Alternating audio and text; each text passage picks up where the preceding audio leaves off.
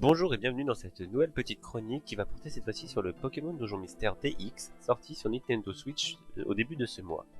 Petit disclaimer avant de commencer, à cause du confinement, je ne peux pas aller faire le son chez notre cher Mugetsu comme j'ai l'habitude de faire, donc j'utilise un micro de moins bonne qualité, désolé d'avance.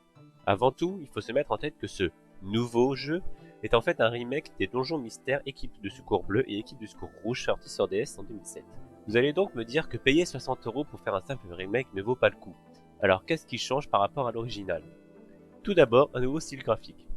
Comme vous pouvez le voir dans l'extrait de mon gameplay que je vous passe en même temps, nous avons affaire ici à un style graphique qui se rapproche beaucoup à du dessin crayon, que je trouve pour ma part très beau et qui se marie très bien avec l'univers global des jeux Pokémon. Ensuite, deuxième changement majeur que l'on remarque tout de suite, c'est une interface plus réfléchie.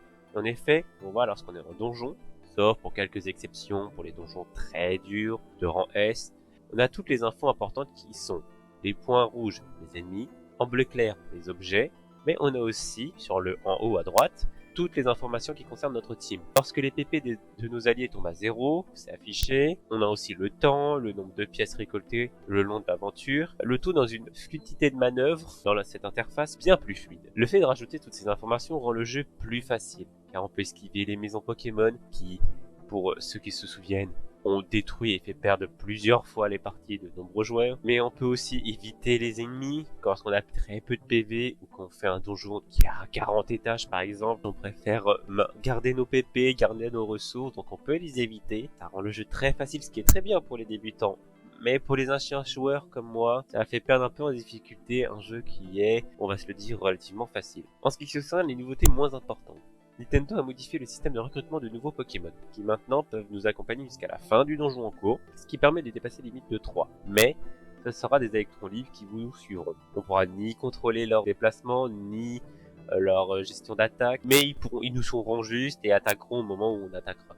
Cela ouvre de nouvelles perspectives de stratégie pour les combats de boss par exemple.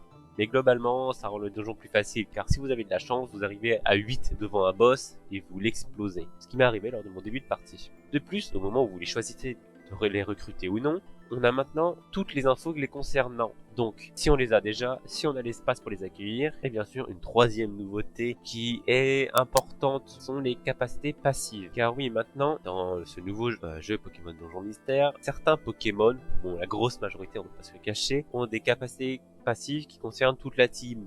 Genre des rabais lors des shops, des bonus sur des stacks d'esquive, d'attaque, ce qui est très bien. On a souvent les mêmes qui reviennent, mais bon, c'est pas très grave, c'est un petit plus qui fait toujours plaisir. Pour finir, nous avons donc un jeu très bien pour commencer à se mettre au dos. Pokémon Donjon Mystère, mais si vous connaissez déjà l'univers, ça va rien changer par rapport à l'original. Certains diront même que la version DS était 2 fois mieux. Moi, j'ai pas trop d'avis là-dessus, j'aime bien les deux.